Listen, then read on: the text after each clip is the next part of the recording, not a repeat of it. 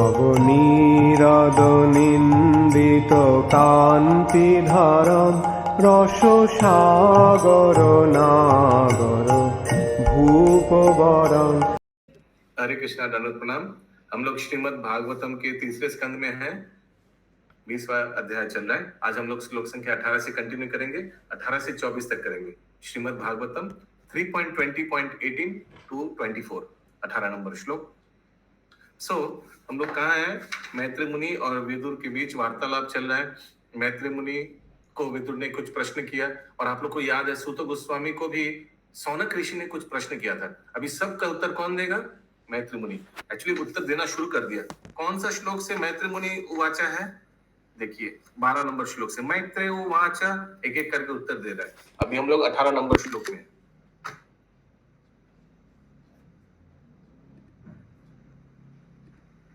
ससाजा छाया या विद्यम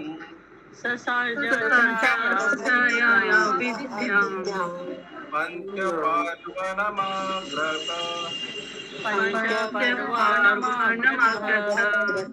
तामिष्कबन्ध तामिष्कम् तमो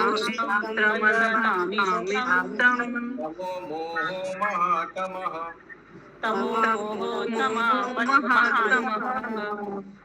कंटिन्यू माता जी।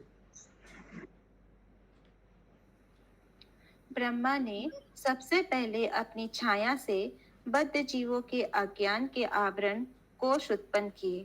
इनकी संख्या 5 है और ये तामिस्त्र, अंध तामिस्त्र, तमस, मोह तथा महामोह कहलाते हैं।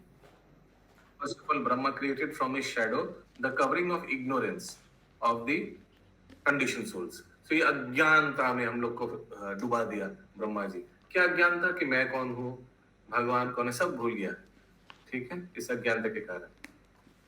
There are 5 in numbers and are called, 5 प्रकार का अज्ञानता, कवरिंग 5 प्रकार का कवरिंग है। अज्ञानता का भी 5 प्रकार के लेयर है। ठीक है, लेयर समझ रहे हैं? पहला layer, second layer, third layer, fourth layer, fifth layer, 5 प्रकार का अज्ञानता का लेयर बताया है अनुवाद में।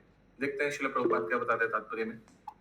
हरे कृष्ण प्रभु जी, ये अपनी छाया से कैसे मतलब वो कर सकते हैं आवरण को उत्पन्न? देखते हैं तात्पर्य। अभी हम लोग से मत कंपेयर कीजिए। हाँ, ये ब्रह्मा जी है, सर्वश्रेष्ठ जीव, भगवान का अवतार। ठीक है, तात्पर्य।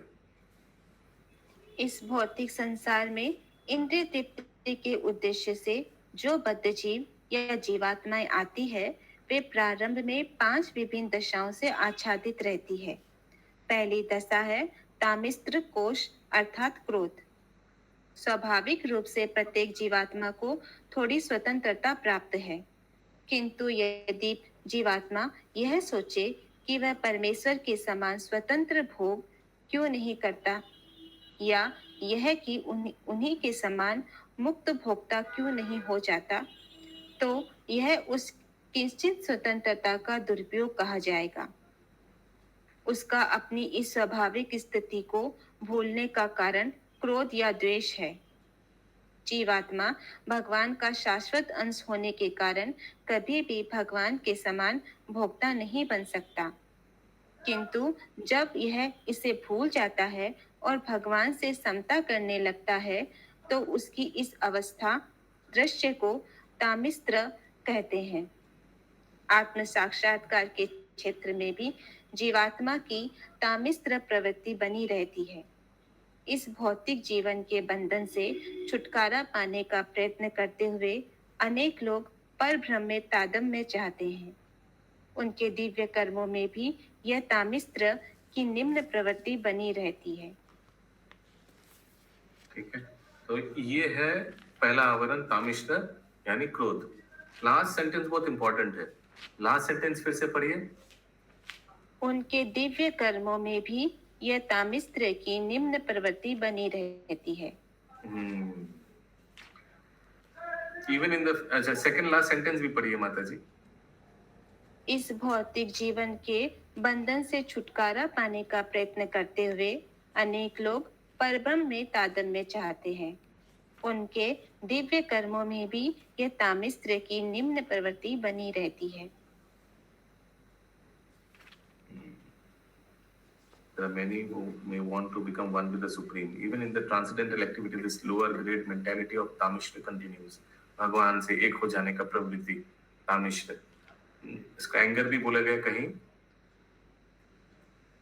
और एक जगह ये भी बताया कि जीव जो भूल जाते हैं कि वो कौन है, the forgetfulness of his constitutional position, कि वो कृष्ण का नित्य दास भूल जाते हैं, वो भगवान से एकाकार होना चाहता है. ये अज्ञानता का एक लेयर है, इसको तामिश्र बोला जाता है. Continue please. अंध तामिश्र. हरे कृष्णा प्रभु जी, ये पर ब्रह्म से ताजवत मतलब भगवान से पूरा बोलिए आस्ते आस्ते. क्या पर ब्रह्म यहाँ से? ये दूसरा जो है ऊपर से दूसरा, इस भौतिक जीवन के बंधन से छुटकारा पाने का प्रयत्न करते हुए अनेक लोग पर ब्रह्म से ताजमत चाहते हैं. तो पर ब्रह्म तो भगवान हुए ना प्रभु जी. भगवान, पर ब्रह्म भगवान. यस, कंटिन्यू माता जी. तो उन जो भगवान से तादात्म्य में चाहेंगे तो उनके दिव्य कर्म हो जाएंगे, फिर उनको क्यों तामिश की प्रवृत्ति बनी रहती है? भगवान के क्या बोल रहे हैं? एक्चुअली हिंदी में क्या लिखा है भगवान से? आप बोला अभी तादात्म्य चाहते हैं. तादात्म्य का क्या अर्थ है? आई डोंट नो, हमको वो लाइन ढूंढना है. एक होना ना प्रभु जी. हाँ हाँ, तो एक होना, वो तो लास्ट सेंटेंस में दिया हुआ है. हाँ, प्रश्न क्या है? तो वही लास्ट सेंटेंस ही पूछ रहे हैं कि भगवान से तादात्म्य चाहते हैं तो फिर उनका दिव्य कर्म हो गया, भगवान से एक होना चाहेंगे तो फिर उनको क्यों तामिश की प्रवृत्ति बनी रहती?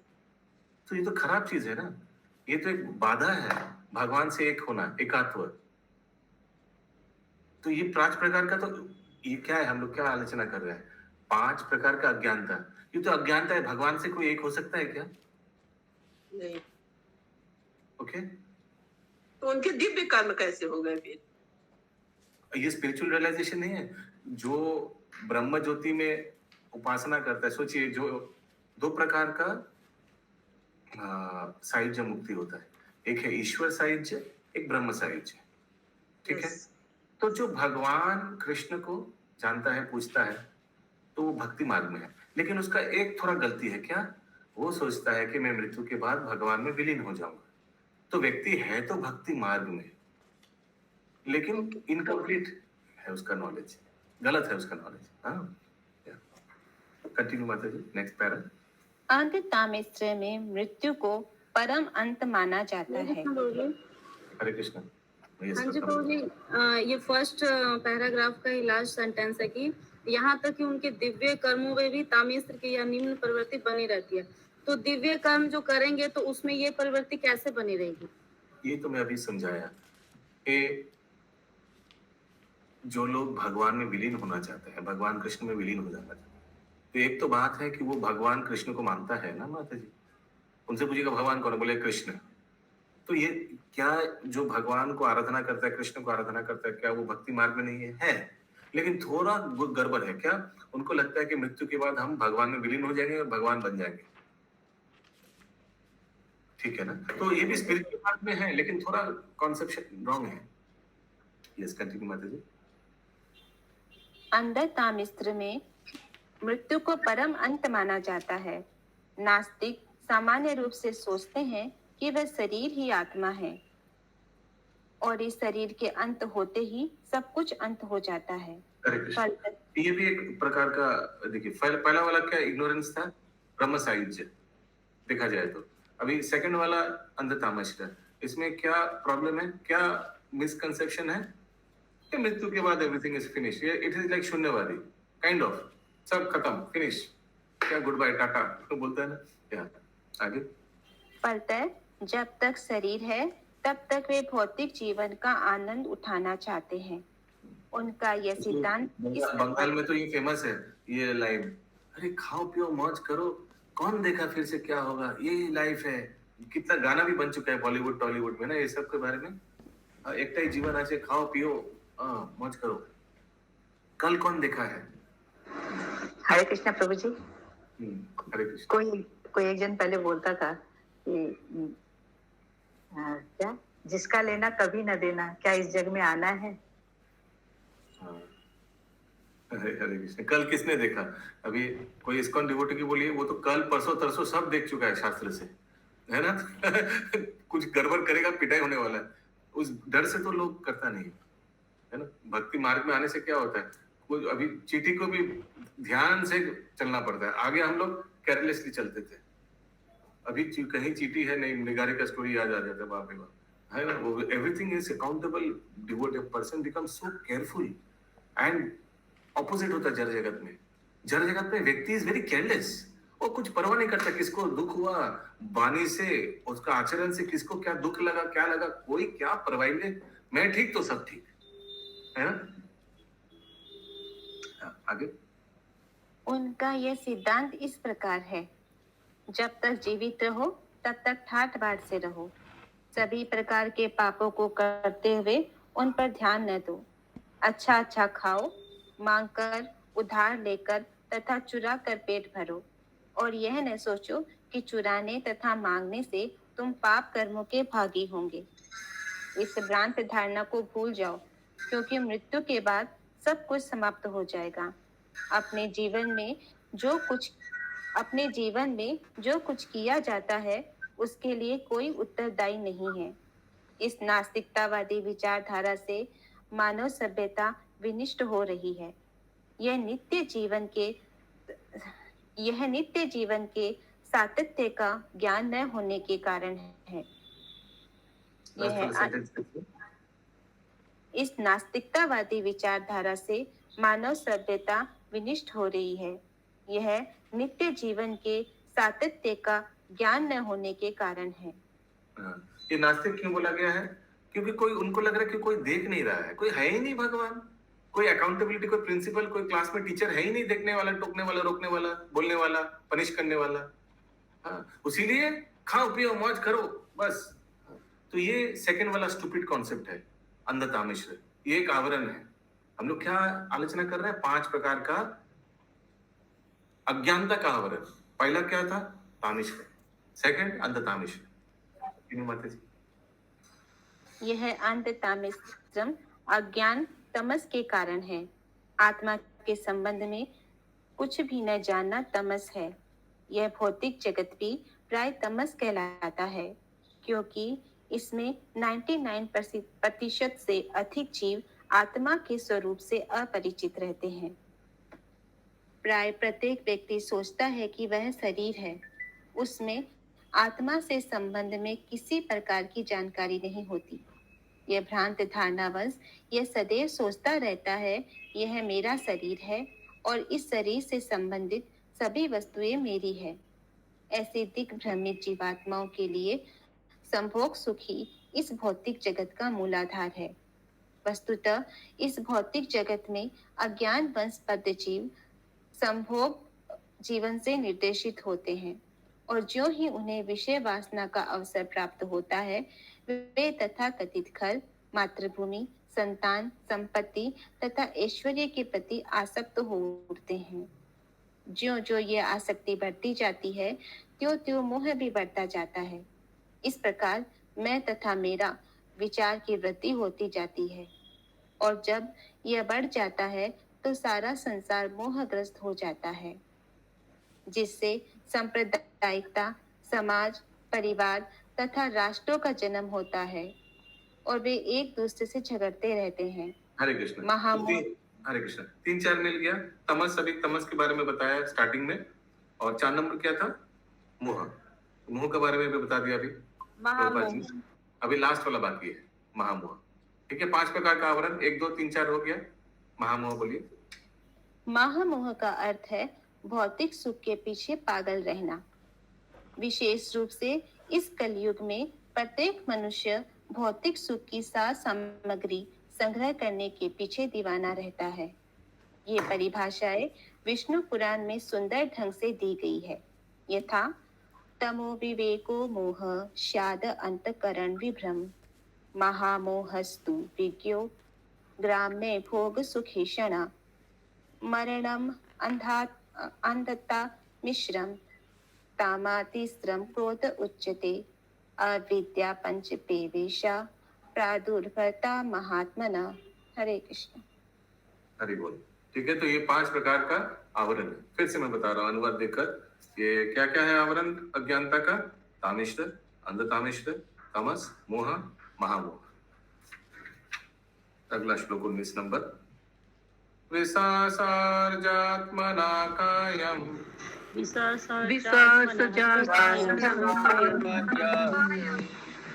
नाभिनन्दं स्तमोमयम् जगु यक्ष रक्षंसि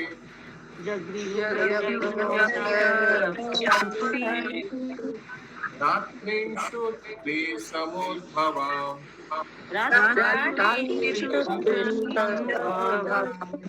हरे कृष्ण। तो रत्ना प्रभा माता जी, ये आप पूछे थे कि म्यूट म्यूट रेखा माता जी म्यूट या कि ब्रह्मा के छाया से कैसे ये 5 प्रकार का आवरण। तो देखिए शिल प्रभुपाद ने बताया कि कैसे एक व्यक्ति के छाया से 5 प्रकार का आवरण सृष्टि किया। ब्रह्मा जी कर सकते हैं। ब्रह्मा जी अपने त्रिनयन से रुद्र का भी तो प्रकट किया था ना, रुद्र को अपने त्रिनयन से, तो कर सकते हैं ब्रह्मा जी। तो बताया नहीं कुछ प्रभुपाद जी कि कैसे किया उन्होंने, ठीक है। तो मैं कैसे बताऊं। 19 नंबर अनुवाद। क्रोध के कारण ब्रह्मा ने उस विद्यामय शरीर को त्याग दिया। इस अवसर का लाभ उठाकर यक्ष तथा राक्षस अविद्या का शरीर त्याग दिया। फिर से पढ़िए माता जी अनुवाद। क्रोध के कारण ब्रह्मा ने उस अविद्यामय शरीर को त्याग दिया। क्या क्या क्या शरीर को त्याग दिया? अविद्या, ओके, अविद्यामय, ओके। इस अवसर का लाभ उठाकर यक्ष तथा राक्षसगण उस रात्रि रूप में स्थित शरीर पर अधिकार जमाने के लिए कूद फांद मचाने लगे। रात्रि भूख तथा प्यास की स्रोत है। हरे कृष्ण। तो ये यक्ष राक्षस ये सब निम्न योनि का तमोगुनी जीव है। इन लोग ये सब कोई शरीर छोड़ देता है तो वो जाकर उसमें भोग करेगा, उसी में चला गया। ब्रह्मा जी का अलग है, ब्रह्मा जी के शरीर। उन लोगों को शरीर नहीं मिलता है क्या यक्ष राक्षस को? यक्ष तो याद है आप लोगों को, यक्ष को तो शरीर नहीं होता, अदृश्य जैसा होता है, लेकिन राक्षस को तो मिलता है। राक्षस का होता है शरीर। यक्ष तो आप लोग को याद है, वो जो युधिष्ठिर महाराज और यक्ष के बीच में जो वार्तालाप, उसमें आप लोग को याद होगा बी.आर. चोपड़ा का महाभारत में यक्ष अदृश्य जैसा था, याद है आप लोगों को? हाँ, म्यूजिक बजता था। भाइयों को जल पीने के लिए जो जाते हैं और सबकी मृत्यु हो जाती है, उस समय फिर युधिष्ठिर से फिर 5 क्वेश्चन करते हैं। अगला श्लोक 20 नंबर। हरे कृष्ण प्रभु जी, ये ब्रह्मा ने अविद्या में शरीर किसका अपना त्याग दिए? क्यों? आउट ऑफ डिस्गस्ट लिखा है ना, आउट ऑफ डिस्गस्ट। उन्होंने छाया से 5 प्रकार का आवरण, अज्ञानता का आवरण को सृष्टि किया, फिर खुद ही आउट ऑफ डिस्गस्ट लिखा है। हिंदी में क्या लिखा है? विरक्ति के बाद। क्रोध के कारण ब्रह्मा ने उस अविद्यामय शरीर को त्याग दिया। पहले उन्होंने ये अविद्यामय शरीर बनाया, फिर उसको त्याग दिया। प्रभु एक घटना घटा था ना, जो उन्होंने अपना शरीर त्याग किया था, वही वो अलग है, ये अलग है, ये सृष्टि का वो फिर से त्याग किए थे। अभी देखिए कुछ ज्यादा इन्फो आप भी जो देख रहे हैं, मैं भी वो देख रहा हूँ। So nothing more is given, so can't comment. Yes, 20 number श्लोक। यस, सुषमा शर्माती जी। हाँ प्रभु जी, हम लोग की बुक में लिखा है घृणा के कारण ब्रह्मा ने उस अविद्यामय शरीर को त्याग दिया। मेरे इंग्लिश में भी यही लिखा, आउट ऑफ डिस्गस्ट, घृणा। हाँ भाई। तो ये अविद्यामय शरीर शायद उनका भी, क्योंकि आई डोंट नो, उन्होंने जो उनका छाया से जो किया, छाया से किया, देखिए अपने शरीर से नहीं, तो खुद भी तो एक है जीव, खुद भी तो एक जीव है, तो इसीलिए शायद त्याग दिया मे भी। और एक लाइन लिखा लास्ट में प्रभु जी अनुवाद में, रात्रि भूख तथा प्यास की स्रोत है। ये सब निम्न योनि के लिए, सब रात में भूत पिशाच सब घूमते रहता है ना, ये सब खोज में। उन लोग को भूख प्यास ज्यादा लगता है। लग तो रहा है, यहाँ से यही पता चल रहा है, नहीं तो पूछना पड़ेगा किसी से। हरे कृष्ण। इसीलिए तो निशाचर बोला जाता है प्रभु, रात में जो चलता फिरता उसको निशाचर बोलता है। ब्रह्मा जी को खाने के लिए सब यार आज सबसे श्रेष्ठ जीव को शरीर मिला खाने के लिए। 20 नंबर श्लोक। श्रोत्रेभ्यम उपश्रिष्टस्ते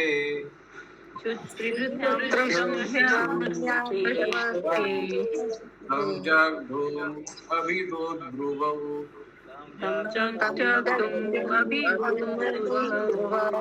भारतैनं जक्षध्वम्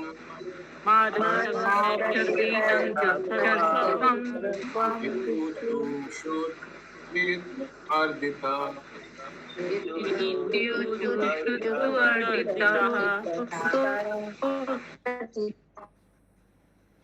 भूख तथा प्यास से अभिभूत होकर वे चारों ओर से ब्रह्मा को खा जाने के लिए दौड़े और चिल्लाए, उसे मत छोड़ो, उसे खा जाओ। तात्पर्य आज भी विश्व के कुछ देशों में यक्षों तथा राक्षसों के प्रतिनिधि विद्यमान हैं। ऐसा माना जाता है कि ऐसे असभ्य मनुष्य को अपने ही बाप दादों को मारने में मजा आता है और वे उन शरीरों को भूनकर प्रेम उत्सव मनाते हैं। हरे कृष्ण। हरे कृष्ण। ऐसे तो भारतवर्ष में भी हमने देखे जो गद्दी के लिए दादाजी पिताजी सबका और भाई भाई का खून करके आगे बढ़ा है। कितना ऐसे एम्पायर हम लोग, लेकिन उनको भून कर कोई नहीं खाता प्रभु जी। वो भी तो कुछ दिन आगे देखा ना नोएडा में। अभी तो बहुत ऐसे केस मिल रहे हैं, कोई खा रहा है, कोई जला के खा रहा है, कोई त्रिपुरा साइड में है सब ट्राइबल्स वो लोग क्या जाते हैं अंदर में है अभी भी ट्राइबल्स में जो लोग त्रिपुरा साइड में। लव जंगली लोग जो होते हैं प्रभु जी, आदिवासी लोग, वो लोग ऐसा कर सकते हैं।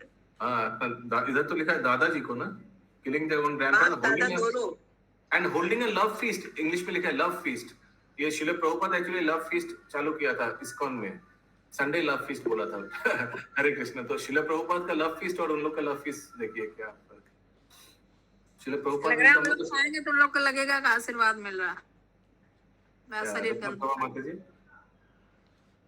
बोलिए, रत्ना प्रभा माता जी। हाँ जी प्रभु जी, मेरे को समझ में नहीं आया कि जब उन्होंने शरीर त्याग कर दिया ब्रह्मा जी ने, हाँ। तो फिर वो मतलब उन ब्रह्मा जी को खाने के लिए क्यों दौड़े, मतलब ये समझ नहीं आया मेरे को। अरे इन लोग निम्न योनि है, इन लोग को वही उसी से उनका पेट भरता है, जो मृत डेड बॉडी से।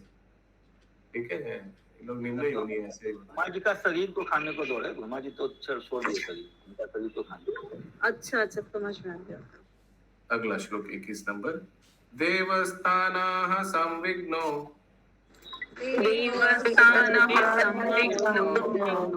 मां जक्षत राक्षस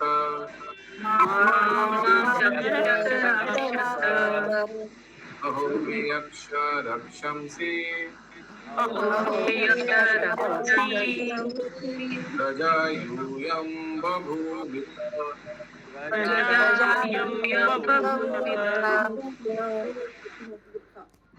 देवताओं के प्रधान ब्रह्मा जी ने घबरा कर उनसे कहा, मुझे खाओ नहीं, मेरी रक्षा करो।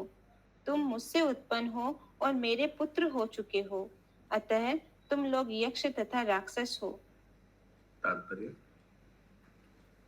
ब्रह्मा के शरीर से उत्पन्न असुर यक्ष तथा राक्षस कहलाए, क्योंकि उनमें से कुछ चिल्लाए कि ब्रह्मा को मारकर खा जाओ, और कुछ ने कहा रक्षा मत करो। जिन्होंने कहा कि ब्रह्मा को खा जाओ वे यक्ष कहलाए, और जिन्होंने कहा कि इनकी रक्षा मत करो वे राक्षस अर्थात मानव भक्षी कहलाए। यक्ष तथा राक्षस ये दोनों ब्रह्मा की आदि सृष्टि है और आज भी असभ्य मनुष्यों का प्रतिनिधित्व करते हैं और मैं सारे संसार में फैले हुए हैं। वे तमोगुण से उत्पन्न हैं, अतः अपने आचरण के कारण वे राक्षस अर्थात मानव भक्षी कहलाते हैं। हरे कृष्ण। मैन ईटर लिखा है, राक्षस यानी मैन ईटर। वुमेन लोग बच गए। हरे कृष्ण। प्रभु जी, असुर और राक्षस अलग अलग होते हैं? हाँ बताया ना अभी, थोड़ा अंतर है इनमें। यक्ष और राक्षस ना, असुर नहीं, यक्ष और राक्षस। अच्छा, असुर और राक्षस। यस प्रभु। एक्चुअली प्रवृत्ति नाम अलग अलग है, प्रवृत्ति। हाँ, कुछ यहाँ पे तीनों नाम लिखा हुआ ना, ब्रह्मा जी के शरीर से उत्पन्न असुर यक्ष तथा राक्षस कहलाए। असुर लिखा है क्या? इंग्लिश में तो दिख नहीं रहा। का पहला लाइन तात्पर्य का प्रभु जी। असुर के बाद कॉमा है, असुर दोनों के लिए कॉमन कैटेगरी है, यक्ष और राक्षस बोथ आर इन द असुर कैटेगरी। अच्छा, 22 नंबर श्लोक। देवता प्रभयाया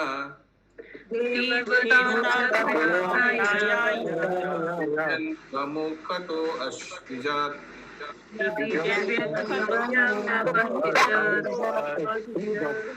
हर्षु देवयन्तो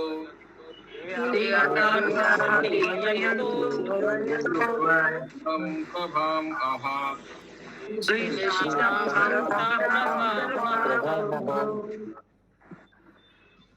तब उन्होंने प्रमुख देवताओं की सृष्टि की जो सात्विक प्रभा से चमचमा रहे थे। उन्होंने देवताओं के समक्ष दिन का तेज फैला दिया, जिस पर देवताओं ने खेल खेल में ही अधिकार जमा लिया। और एक बार। तब उन्होंने प्रमुख देवताओं की सृष्टि की जो सात्विक प्रभा से चमचमा रहे थे। उन्होंने देवताओं के समक्ष दिन का तेज फैला दिया, जिस पर देवताओं ने खेल ही खेल में अधिकार जमा लिया। He dropped before them the effulgent form of daytime, and the demigods sportingly took possession of it. Daytime, दिन। तात्पर्य। रात्रि की सृष्टि के साथ असुर और दिन की उत्पत्ति के साथ देवता उत्पन्न हुए। दूसरे शब्दों में यक्ष तथा राक्षस जैसे असुर अविद्या के गुण से और देवता सात्विकता के गुण से उत्पन्न हुए। हरे कृष्णा। उसीलिए रात में इतना भक्त लोग का कुछ कार्य नहीं। रात में क्या कार्य है? संध्या हो जाने के बाद संध्या आरती कीजिए, तो भागवत गीता पढ़ के सो जाइए। That's it. सुबह ब्रह्म मुहूर्त में जप कीजिए। सुबह सुबह मॉर्निंग, वो कहावत भी है ना इंग्लिश में, early to bed early to rise.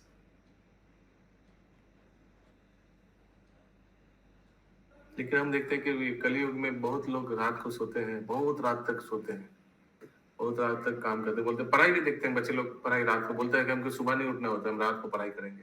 रात 11, 12, 1, 2।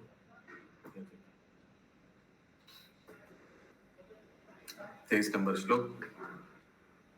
मंदिर में क्या सिस्टम है? मंदिर में, इस्कॉन मंदिर में 8:30 बजे पट बंद हो जाते हैं, 9 बजे सब ब्रह्मचारी सो जाते हैं।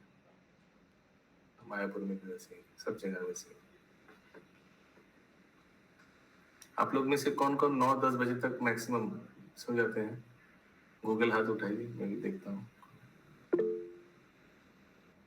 बहुत लोग हैं, वेरी गुड। बहुत लोग नहीं है, 4 जन ही हाथ उठाया है। हरे कृष्णा।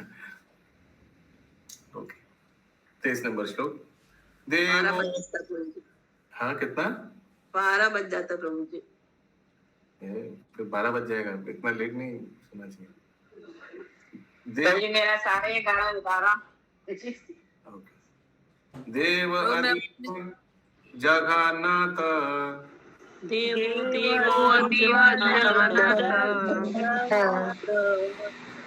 विजति स्मृतिलोलुपन्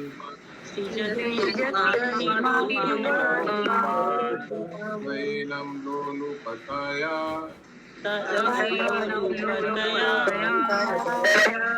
मैथुना यभिर्दे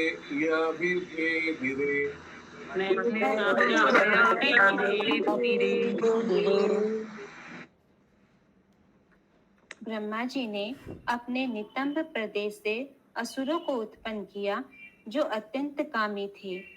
अत्यंत कामी होने के कारण वे संभोग के लिए उनके निकट आ गए। ब्रह्मा जी के साथ संभोग के लिए निकट आ गए। तात्पर्य? विषयी जीवन इस भौतिक संसार की आधार भूमि है। यहाँ पर भी यही दोहराया गया है कि असुर विषय वासना के अत्यंत प्रेमी होते हैं। जो विषय वासना से जितना ही मुक्त होता जाता है, वह उतना ही देवित्व के स्तर की ओर अग्रसर होता है, और जिसका काम वासना के प्रति जितना झुकाव होता है, वह उतना ही आसुरी जीवन की अधोगति को प्राप्त होता है। हरे कृष्ण।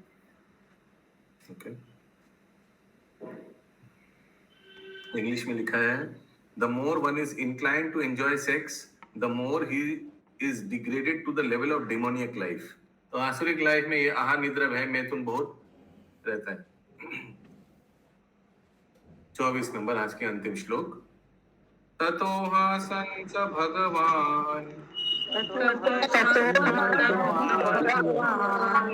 आशुरे निरपत्रपे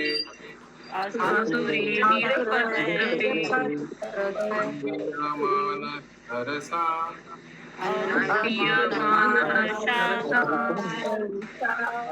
बुद्धो भीता परापत।